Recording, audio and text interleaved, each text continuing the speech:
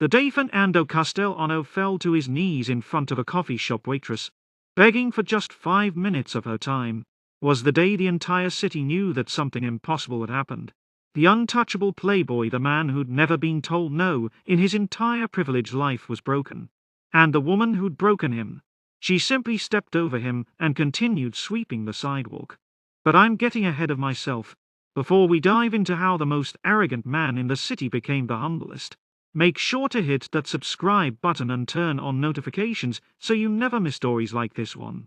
Trust me, you're going to want to see how this unfolds. Now, let me take you back to where it all began. Fernando Castellano had never known the sting of rejection. At 28, he possessed the kind of wealth that turned heads and a kind of face that made hearts skip beats. His penthouse overlooked the glittering city.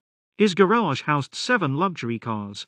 And his calendar overflowed with invitations to galas where champagne flowed like water and beautiful women orbited him like planets around the sun.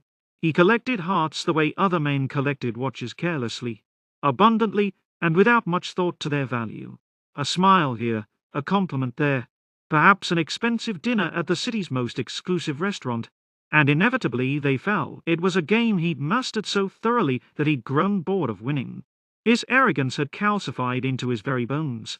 He walked through the world as if it existed solely for his pleasure, speaking to waiters without looking at them, tipping valets with the casual flick of bills he never counted.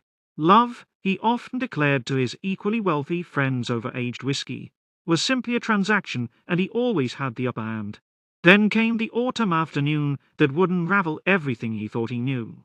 Fernando had stopped at a small cafe on the edge of the city, a place he'd never normally frequent. His Maserati had developed an irritating rattle, and the nearest mechanic happened to be 2 blocks away. While waiting, he'd wandered into this modest establishment with its mismatched chairs and the faint smell of cinnamon that when he saw her. She stood behind the counter, her dark hair pulled back in a simple ponytail, wearing a plain apron dusted with flour. There was something luminous about her, not the calculated beauty of the women he knew, who spent fortunes on their appearance, but something genuine. Her smile, directed at an elderly customer, was warm and unrehearsed. Her laugh, when the old man told her a joke, rang like church bells. Fernando felt something unfamiliar stir in his chest. He approached the counter with his trademark confidence, letting his designer watch catch the light, flashing the smile that had opened countless doors and hearts. "I'll have whatever's strongest," he said smoothly, his eyes locked on hers. "And perhaps you could recommend something sweet, though I suspect nothing here could match the view." The girl, her name tag read Maria, glanced up at him briefly, her expression polite but utterly neutral. "The espresso is strong, the cinnamon rolls are sweet. Would you like both?" No blush, no giggle, no flutter of eyelashes. Fernando blinked, momentarily thrown off balance. "I'm Fernando," he said, leaning against the counter in a pose that had been photographed for fashion magazines. "Fernando Castellano." "That's nice," Maria replied, already turning to prepare his order. "Would you like your espresso for here or to go?" He ate his cinnamon roll at a corner table. Watching her work, she moved with quiet efficiency, treating every customer with the same genuine warmth she'd shown the elderly man, which meant, he realized with growing incredulity, that she treated him exactly like everyone else. When he left an extravagant tip, she thanked him politely but no more enthusiastically than she'd thanked the construction worker who'd left loose change. Fernando returned the next day, and the next, and the one after that. Each time, he escalated his efforts. He wore his most expensive suits. He mentioned casually his recent business deal worth millions. He offered to take her to the finest restaurant in the city. Each time, Maria smiled politely and continued wiping down tables or serving other customers. "Why won't you have dinner with me?" he finally asked, frustration cracking through his usual smooth demeanor. Maria paused, studying him with eyes that seemed to see straight through his expensive facade. "Because you don't really want to have dinner with me, Mr. Castellano. You want to win.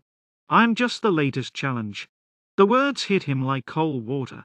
He opened his mouth to deny it, but she'd already turned away. That night, alone in his penthouse, Fernando couldn't stop thinking about her. For the first time in his life, he examined his reflection and didn't like what he saw: the entitled smirk, The calculating eyes, the man who treated people as conquests rather than human beings.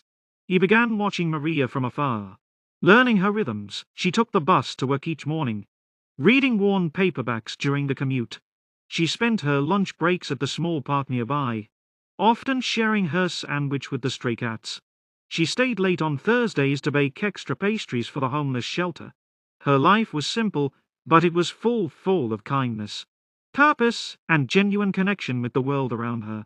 Fernando realized, with a shock that left him breathless, that he was falling in love, not with the idea of conquest, not with the thrill of the chase, but with her, with Maria's gentle strength, her quiet dignity, her absolute refusal to be impressed by things that didn't matter. But how could he reach her when everything about him repelled what she valued? The answer came to him gradually. Then all at once he couldn't. Not as Fernando Castellano, the wealthy playboy. That man would never touch her heart. He began divesting himself of the trappings that defined him.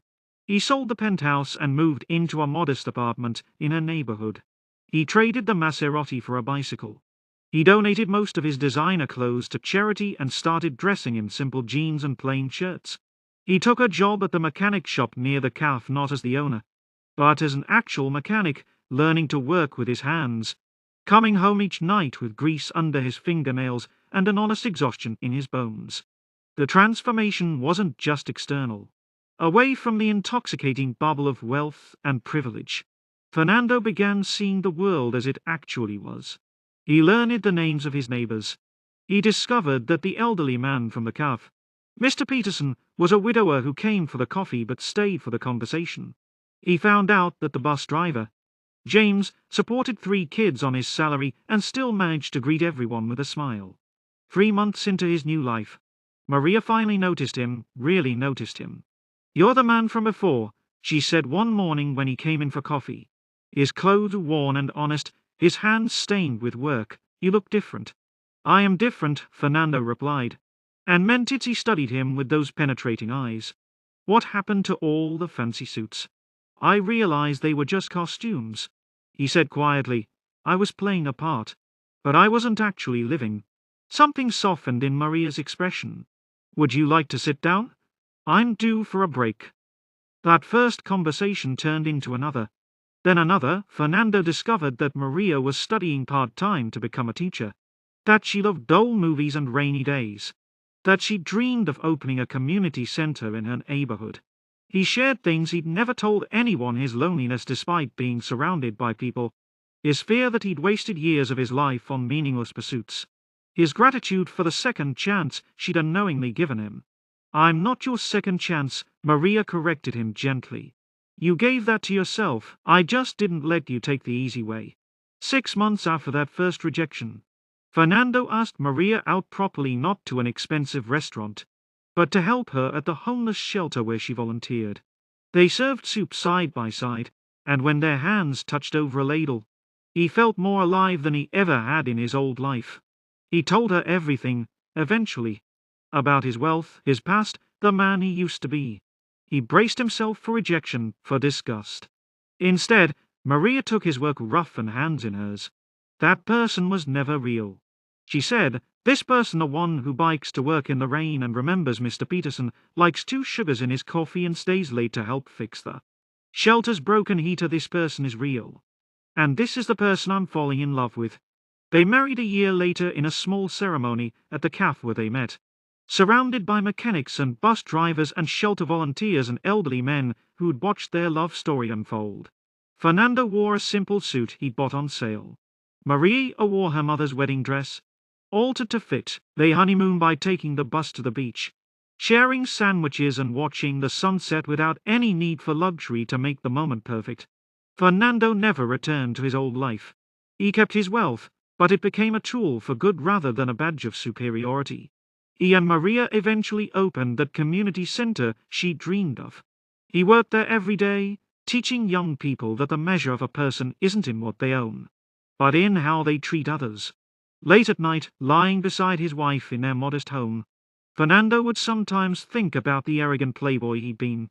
That man seemed like a stranger now, someone from a story he'd once read. "Thank you," he'd whisper to Maria in the darkness. For what? She'd ask, already half asleep. For not falling for who I was pretending to be. For making me become who I actually am. Maria would squeeze his hand, and in that simple gesture, Fernando felt richer than he'd ever been in his penthouse. More fulfilled than he'd ever been collecting hearts. He'd spent years chasing empty pleasures, only to discover that the greatest gift was being truly seen, and finally, after all his pride had been stripped away, being worthy of that sight, they lived not just happily, but meaningfully, ever after, to people who'd found in each other not a conquest or a prize, but a mirror that reflected their best selves back at them. And in that reflection, Fernando finally recognized someone he was proud to be.